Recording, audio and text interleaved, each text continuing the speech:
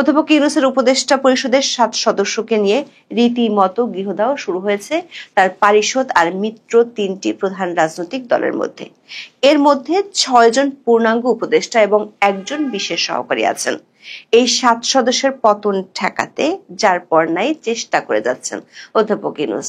পদত্যাগ না করিয়ে কোনো মতে পারিষদে রাখা যায় কিনা তার জন্য 2 উপদেষ্টাকে গত কয়েক সপ্তাহ ধরে এক ধরনের ওএসডি বা নিষ্ক্রিয় করে রাখা হয়েছে। মানে তাদের মন্ত্রণালয় আছে, কিন্তু তাতেও পরিস্থিতি নিজের অনুকূলে আনতে পারেননি তিনি। আবার মিত্র 3টি রাজনৈতিক দল থেকে আলাদা আলাদা অভিযোগ আসায় কাঠটা রেখে কাঠটা বাদ দিবেন তা নিয়ে অধ্যাপক ইউনূস পড়েছেন বিপাকে। এর মধ্যে জ্বালানি উপদেষ্টা ফাজুল কবির খান নিজে বিষয়টি নিয়ে ফেসবুকে পোস্ট দেয়। বিষয়টি আরো জমে উঠেছে। সরকারি টাকায় কত ঘন ঘন বিদেশ সফরে গিয়েছিলেন। ওই রিপোর্টে মনমোহন সিং এর সরকারকে বলা হয়েছিল the one high flying government. বাংলাদেশে বর্তমান অন্তর্বর্তী সরকারের পারিষদ কতটা ঘন ঘন ভ্রমণ করছেন সেটি জানা না গেলেও সরকার প্রধান হিসেবে অধ্যাপক ইউনূস যে ফ্রিকোয়েন্ট ফ্লায়ার সেটি এর মধ্যে প্রতিষ্ঠিত হয়ে গেছে। তিনি ক্ষমতার মসনদে আছেন 14 মাস ধরে, গড়ে প্রতি মাসে একটি করে সফর করে ফেলেছেন। তার এই ঘন ঘন বিদেশ সফর নিয়ে অনেক বিতর্ক দেখা দিলেও সেসব বিতর্ক বা সমালোচনাকে তিনি থোড়াই তোয়াক্কা করেন। টাইমস অব বাংলাদেশ এক নিবন্ধের শিরোনাম দিয়েছে Mohammad Yunus the happy flyer. দর্শক, FII-9 এর পক্ষ থেকে 2 দফায় অনুষ্ঠানে কারা অতিথি হিসেবে থাকবেন, কারা বক্তব্য দেবেন এমন লাইন আপ ঘোষণা করা হয়। প্রথমটি ঘোষণা করা হয় গত 28 সেপ্টেম্বর। সে লাইন আপে অধ্যাপক ইউনূসের নাম ছিল না। সবশেষ লাইন আপ ও অতিথি লিস্টটি ঘোষণা করা হয় গত 20 অক্টোবর, যেখানে আমরা দেখতে পাচ্ছি আমন্ত্রিত অতিথিদের মধ্যে অধ্যাপক ইউনূসের নাম 4 নম্বরে রাখা হয়েছে। মোট 10 জন ওয়ার্ল্ড লিডারের মধ্যে সরকার প্রধান হিসেবে বাংলাদেশের অন্তর্বর্তী সরকারের প্রধান ছাড়াও রুয়ান্ডা আর সিরিয়ার প্রেসিডেন্টের যোগ দেওয়ার কথা রয়েছে। দর্শক, যেহেতু 20 অক্টোবর FII-9 এর পক্ষ থেকে অতিথিদের তালিকা ঘোষণা করা হয়েছে, তার অর্থ হলো অধ্যাপক ইউনূস যে এই সফরে যাচ্ছেন তা আয়োজকদের আগে থেকেই নিশ্চিত করা হয়েছিল। বাংলাদেশের গণমাধ্যমগুলোর খবরে বলা হয়েছে ইতিমধ্যে সফর সংশ্লিষ্ট একটি আন্তঃমন্ত্রণালয় বৈঠক অনুষ্ঠিত হয়েছিল এবং প্রাথমিক সময়সূচি চূড়ান্ত করা হয়। 23 অক্টোবর প্রেস উইং থেকে নিশ্চিত করা হয় অধ্যাপক ইউনূস সৌদি আরব যাচ্ছেন, কিন্তু কয়েক ঘন্টার ব্যবধানে গণমাধ্যমে খবর আসে অধ্যাপক ইউনূসের সৌদি আরব সফর বাতিল করা হয়েছে। দর্শক, 14 মাসে নিজের ইচ্ছের বিরুদ্ধে এমন সিদ্ধান্ত অধ্যাপক ইউনূসকে তৃতীয়বারের মতো নিতে হলো। গত 9 থেকে 13 জুন ফ্রান্সের নিস শহরে তৃতীয় ওশান কনফারেন্সে যাওয়ার সিদ্ধান্ত শেষ মুহূর্তে বাতিল করেন অধ্যাপক ইউনূস। এরপর 30 জুন থেকে 3 জুলাই স্পেনে জাতিসংঘের ফিনান্সিং ফর ডেভেলপমেন্ট কনফারেন্সে তার যোগ দেওয়ার কথা ছিল, সেটিও তিনি বাদ দিয়েছিলেন। এই দুটি সফর বাদ দেওয়ার কারণ ছিল ফ্রান্সের প্রেসিডেন্ট ইমানুয়েল ম্যাক্রোর সাক্ষাতের সময়সূচি পাননি অধ্যাপক ইউনূস। আবার স্পেনের ক্ষেত্রে রানী বা সরকার প্রধান কারো সাক্ষাতে নিশ্চয়তাও পাননি। এর আগে ইংল্যান্ডে গিয়ে দেশের প্রধানমন্ত্রী স্টারমারের সাক্ষাৎ না পাওয়ায় এ নিয়ে বেশ বিব্রতকর পরিস্থিতির মুখোমুখি হয়েছিলেন শান্তিতে নোবেল বিজয়ী অধ্যাপক ইউনূস। তাই সরকার বা রাষ্ট্রপ্রধানের সাথে সাক্ষাতের নিশ্চয়তা না পাওয়ায় ফ্রান্স ও স্পেনের সফর তখন বাতিল করা হয়েছিল। কিন্তু এবার সৌদি সফরের আগে ডক্টর ইউনূসের দপ্তর থেকে নিশ্চিত করা হয়েছিল সৌদি যুবরাজ ও প্রধানমন্ত্রী মোহাম্মদ বিন সালমানের আমন্ত্রণে অধ্যাপক ইউনূস সৌদি আরব যাচ্ছেন। তাহলে প্রশ্ন হলো, ঘোষণা দিয়ে সব প্রস্তুতি শেষ করেও কেন কয়েক ঘন্টার মধ্যে সফরটি বাতিলের ঘোষণা দেয়া হলো? সূত্রগুলো বলছে নিজের উপদেষ্টার পরিষদের 7 সদস্যকে নিয়ে বেশ ঝামেলার মধ্যে পড়ে গেছেন অধ্যাপক ইউনূস। এর মধ্যে 6 জন হলেন পূর্ণাঙ্গ উপদেষ্টা আর 1 জন বিশেষ সহকারী। এই 7 জনের বিতর্কিত ভূমিকার জন্য অধ্যাপক ইউনূসের কাছে পাল্টাপাল্টি অভিযোগ করেছে সরকারের মিত্র প্রভাবশালী রাজনৈতিক দলগুলো। প্রথমে গত 21 অক্টোবর যমুনায় অনুষ্ঠিত বৈঠকে বিএনপি 3 জন উপদেষ্টা ও 1 জন বিশেষ সহকারীর বিরুদ্ধে অভিযোগ করে। বিবিসি বাংলা খবরে বলা হয়েছে সেই বৈঠকে বিএনপি নেতারা কয়েকজন উপদেষ্টার বিরুদ্ধে পক্ষপাতিত্বের অভিযোগ তোলেন। বিএনপির অভিযোগ, প্রশাসনে ও পুলিশে বদলি পদায়ন সহ বিভিন্ন ক্ষেত্রে জামায়াত ইসলামের পক্ষে কাজ করছেন ওই উপদেষ্টারা। বিবিসি বাংলা বলছে, বিএনপি সেই বিতর্কিতদের তালিকায় 1 নম্বরে রয়েছেন জ্বালানি উপদেষ্টা ফাউজুল কবির খান। বিএনপির অভিযোগ মূলত জনপ্রশাসন সম্পর্কিত উপদেষ্টা পরিষদের কমিটি নিয়ে। সেই কমিটির সদস্য হিসেবে আছেন জনাব ফাউজুল কবির। বিবিসির দাবি, এই কমিটির আরেকজন সদস্য মন্ত্রিপরিষদ বিভাগের সচিব শেখ আব্দুর রশিদের নাম উল্লেখ করে তার বিরুদ্ধে একটি বিশেষ দলের প্রতি পক্ষপাতিত্বের অভিযোগ জানিয়েছে বিএনপি। উপদেষ্টা ফাউজুল কবির খান নিজের ফেসবুক ওয়ালে বিষয়টি নিয়ে পোস্ট দিয়েছেন। পোস্টে তিনি বঙ্গগ্রাফ নামের একটি ফেসবুক পেজে 3টি ফটোকার্ড শেয়ার করেছেন। উপদেষ্টা ফাউজুল কবির খান লিখেছেন, প্রধান উপদেষ্টার সাথে 3 রাজনৈতিক দলের বৈঠকে উপদেষ্টাদের নিরপেক্ষতা সম্পর্কে প্রশ্ন উঠেছে। একটি দলের তালিকায় তার নিজের নামও আছে। আত্মপক্ষ সমর্থন করে তিনি বলেছেন, পক্ষপাত দুষ্ট চিন্তা করতে ও সিদ্ধান্ত গ্রহণে অভ্যস্ত নন তিনি। সবসময় কোনরূপ অনুরাগ বিরাগের বশবর্তী না হয়ে সরকারের সিদ্ধান্ত নিয়েছেন বলে দাবি করেন এই উপদেষ্টা। এরপর তিনি লেখেন, তবুও প্রশ্ন যেহেতু উঠেছে, এর নিষ্পত্তি করতে হবে। অন্তর্বর্তীকালীন সরকারের প্রধান উপদেষ্টা, উপদেষ্টা বৃন্দ, বিশেষ সহকারী বৃন্দ, চুক্তিভিত্তিক নিয়োজিত সকল কর্মকর্তাদের কেউই যে দলই সরকার গঠন করুক না কেন পরবর্তী নির্বাচিত সরকারের কোনো লাভজনক পদে কেউই অংশ নিতে পারবেন না, এই মর্মে একটি অধ্যাদেশ জারি করলে এর সমস্যার শুরু হতে পারে বলে তিনি মনে করেন। তবে নির্বাচনের তফসিল ঘোষণার আগে যারা অন্তর্বর্তীকালীন সরকার থেকে পদত্যাগ করবেন তাদের ক্ষেত্রে এই বিধান প্রযোজ্য হবে না বলে মত দিয়েছেন তিনি। দর্শক, বিবিসি বাংলার খবরে আরো বলা হয়েছে, প্রধান উপদেষ্টার বিশেষ সহকারী খোদাবক্স চৌধুরী স্বরাষ্ট্র মন্ত্রণালয়ে কাজ করেন। ওই মন্ত্রণালয়ে উপদেষ্টার পরে মিস্টার চৌধুরীর অবস্থান। বিএনপি নেতারা প্রধান উপদেষ্টার কাছে খোদাবক্স চৌধুরীর বিরুদ্ধে একটি দলের প্রতি পক্ষপাতিত্বের অভিযোগ দিয়েছেন। দৈনিক প্রথম আলোর এক খবরে বলা হয়েছে, তথ্য উপদেষ্টা মাহফুজ আলম এবং স্থানীয় সরকার উপদেষ্টা আসিফ মাহমুদ সজীব ভুঁইয়ার দিকে আঙ্গুল তুলেছে বিএনপি।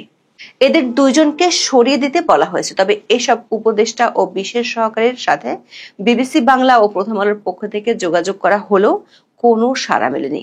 বিএনপির বন্ধু থেকে এখন শত্রুতে পরিণত হওয়া জামাত ইসলামীও পরদিন অধ্যাপক ইউনূসের সঙ্গে বৈঠকে গিয়ে কিছু উপদেষ্টার বিষয়ে তাদের আপত্তি জানিয়েছে। বিবিসি বাংলার খবরে বলা হয়েছে, জামাতের অন্য একাধিক নেতার সঙ্গে কথা বলে সংবাদ মাধ্যমটির কাছে মনে হয়েছে অর্থ উপদেষ্টা সালাউদ্দিন আহমেদ সহ কয়েকজন উপদেষ্টার ব্যাপারে তাদের আপত্তি রয়েছে। সরকারের একাধিক সূত্র থেকে জানা গেছে, জামাত ইসলামী আইন উপদেষ্টা আসিফ নজরুল এবং পরিকল্পনা উপদেষ্টা ওয়াহিদুদ্দিন মাহমুদের ব্যাপারে তাদের আপত্তির কথা জানিয়েছে। জামাতের নেতা মনে করেন, এই 3 উপদেষ্টার সাথে বিএনপির ঘনিষ্ঠ যোগাযোগ রয়েছে এবং তারা বিএনপির হয়েই কাজ করছেন। বুধবার জামাতের পরপরই এনসিপি গিয়েছিল প্রধান উপদেষ্টার সরকারি বাড়ি যমুনায়। তারাও তাদের অপছন্দের উপদেষ্টাদের নিয়ে নালিশ জানিয়ে আসে। এনসিপি জামাতের মতো আসিফ নজরুল, ওয়াহিদুদ্দিন মাহমুদ এবং সালাউদ্দিন আহমেদের ব্যাপারে আপত্তির কথা প্রধান উপদেষ্টাকে জানিয়েছে। এর বাইরে তারা গণপূর্ত উপদেষ্টা আদিলুর রহমান এবং পররাষ্ট্র উপদেষ্টা মোহাম্মদ তৌহিদ হোসেনের ব্যাপারে আপত্তি জানিয়েছে। বিশেষ করে ভারতের সাথে চুক্তি বাতিলের ইস্যুটি নিয়ে উপদেষ্টা আসিফ মাহমুদের অপপ্রচারের বিষয়টি প্রকাশ্যে ধরিয়ে দেওয়ার পর এনসিপি বেজায় চটেছে পররাষ্ট্র উপদেষ্টার উপর। তবে এনসিপি চায় না কোনোভাবেই তাদের 2 ছাত্র উপদেষ্টাকে অধ্যাপক ইউনূস বাদ দিক। দলটির একটি সূত্র বলছে, এনসিপি 2 ছাত্র উপদেষ্টার বিষয়টি নিয়ে বিএনপির সাথে নেগোসিয়েশনের চেষ্টা করছে। এরই মধ্যে কিছুটা সফলও হয়েছে। 2 ছাত্র উপদেষ্টা যদি আগামী নির্বাচনে অংশ নেয় তাহলে তাদের জন্য 2টি আসন বিএনপি ছেড়ে দিতে পারে। প্রথম আলোর এক খবরে বলা হয়েছে, ছাত্র প্রতিনিধিদের কেউ না কেউ উপদেষ্টা পরিষদে শেষ পর্যন্ত থাকুক, এটা চান ছাত্র উপদেষ্টারা। তারা মনে করছেন, না থাকলে উপদেষ্টা পরিষদে কেউ কেউ তাদের বিরুদ্ধে ষড়যন্ত্র করতে পারে। প্রথম আলোর দাবি, অন্তর্বর্তী সরকারের শীর্ষ পর্যায় থেকে 2 ছাত্র প্রতিনিধি উপদেষ্টাকে সেপ্টেম্বরের মাঝামাঝি সময়ের মধ্যে পদত্যাগের পরামর্শ দেওয়া হয়েছিল, কিন্তু তারা আরো সময় নিতে চেয়েছেন। অবশ্য আসিফ মাহমুদ গত 14 আগস্ট সাংবাদিকদের জানিয়েছিলেন, নির্বাচনের তফসিল ঘোষণার আগেই তিনি পদত্যাগ করবেন। অন্যদিকে মাহফুজ আলম গত 28 সেপ্টেম্বর এক অনুষ্ঠানে বলেন, 2 মাস ধরে তিনি অনিশ্চয়তার মধ্যে আছেন কখন নেমে যেতে হয়। সরকারের একাধিক সূত্র বলছে, অধ্যাপক ইউনূস এই 2 ছাত্র উপদেষ্টাকে একেবারে বাদ না দিয়ে তাদের ওএসডি করে রাখার সিদ্ধান্ত নিয়েছেন। যেমন গত 21 অক্টোবর পরিকল্পনা উপদেষ্টা ওয়াহিদুদ্দিন মাহমুদকে সভাপতি করে তথ্য ও সম্প্রচার মন্ত্রণালয় সংক্রান্ত উপদেষ্টা পরিষদ কমিটি গঠন করেছে সরকার। এই কমিটির প্রজ্ঞাপনে যে কথাগুলো বলা হয়েছে তেমন নজির অতীতে কখনো দেখা যায়নি। বলা হয়েছে 5 সদস্যের এই কমিটি তথ্য ও সম্প্রচার মন্ত্রণালয়ের আওতাভুক্ত বিষয়ে সরকারকে পরামর্শ দেবে। কমিটি প্রয়োজনে যে কোনো কর্মকর্তাকে কমিটির কাজের জন্য সহায়তা দেওয়ার নির্দেশ দিতে পারবে। আর তথ্য মন্ত্রণালয়ের কাজ হবে সার্বিক দায়িত্ব পালন করা। এ প্রজ্ঞাপন থেকে পরিষ্কার, উপদেষ্টা মাহফুজ আলম চাইলেই আর নিজের মন্ত্রণালয় ছুরি ঘুরাতে পারবেন না। তিনি শুধু সরকারের চাওয়া মতো নির্দেশগুলো বাস্তবায়ন করবেন।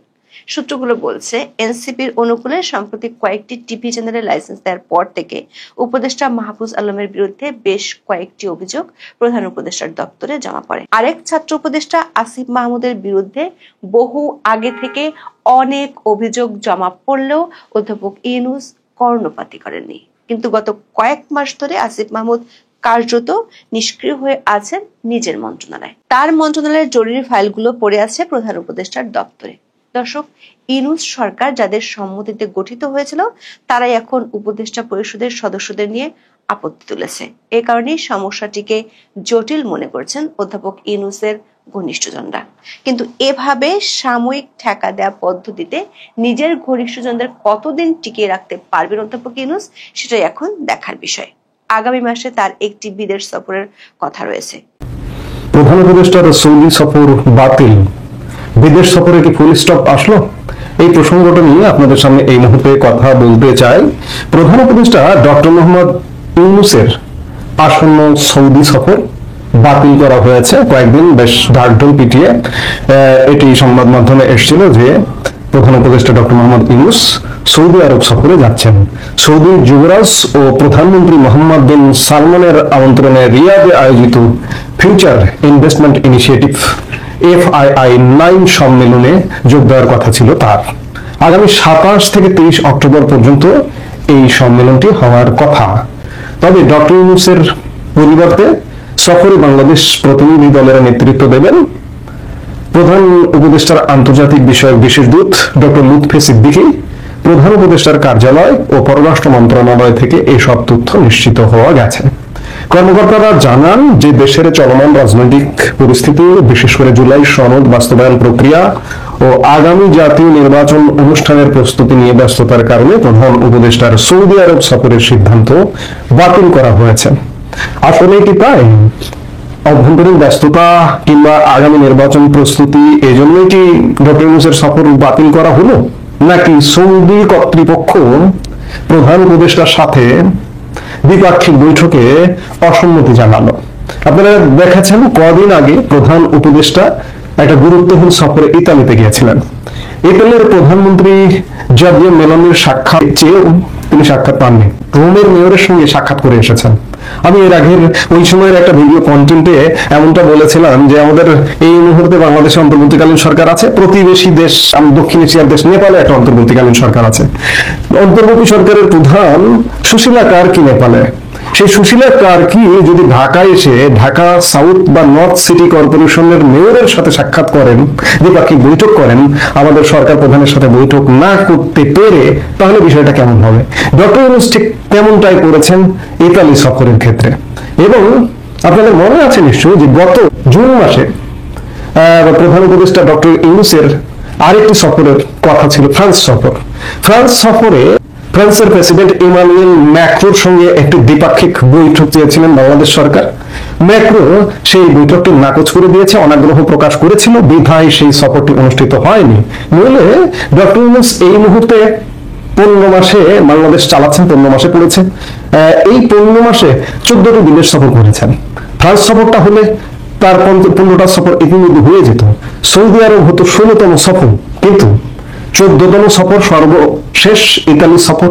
সেখানে কি ইউনূস ফুল স্টপ টানলেন? বিষয়টা খানিকটা তেমনটাই মনে হচ্ছে। সরকারি সূত্রের খবর জানাচ্ছে যে সৌদি কর্তৃপক্ষ ডক্টর ইউনূসকে শেষ সময়ে গ্রহণে অস্বীকৃতি জানিয়েছে এবং যা প্রধানমন্ত্রী শেখ হাসিনার সঙ্গে রাজতন্ত্রের উষ্ণ সম্পর্কের ফলস্বরূপ বলে বিশ্লেষকরা মনে করছেন। ইতিমধ্যে আপনারা খেয়াল করেছেন যে সৌদি আরব এবং পাকিস্তান দুজনার খুব কাছাকাছি। কদিন আগে প্রতিরক্ষা চুক্তি হয়েছে, সেই সৌদি আরব অস্বীকৃতি জানাচ্ছে বাংলাদেশের প্রধান উপদেষ্টা ডক্টর মোহাম্মদ ইউনূসকে গ্রহণ করতে। এই ঘটনা বাংলাদেশ সৌদি সম্পর্কে নতুন মোড় এনেছে।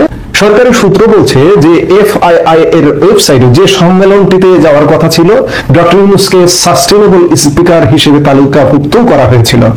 প্রতিনিধি দলের 25শে অক্টোবর রিয়াদ যাত্রার কথা ছিল এবং ডক্টর ইউনূসের সফর 26শে অক্টোবর রাতে শুরু হবার পরিকল্পনা ছিল। সৌদি পক্ষের সঙ্গে রাজা সালমানের সঙ্গে সাক্ষাতের প্রস্তাবও পাঠানো হয়েছিল, কিন্তু গত কয়েকদিনের মধ্যে পরিস্থিতি বদলে যায়। নাম প্রকাশে অনিচ্ছুক পররাষ্ট্র মন্ত্রণালয়ের এক কর্মকর্তা বলেছেন, সৌদি কর্তৃপক্ষ সফরের প্রস্তাব অগ্রহণযোগ্য বলে জানিয়েছে। এর কারণ স্পষ্টভাবে উল্লেখ করা হয়নি, তবে এটি দ্বিপাক্ষিক সিদ্ধান্ত।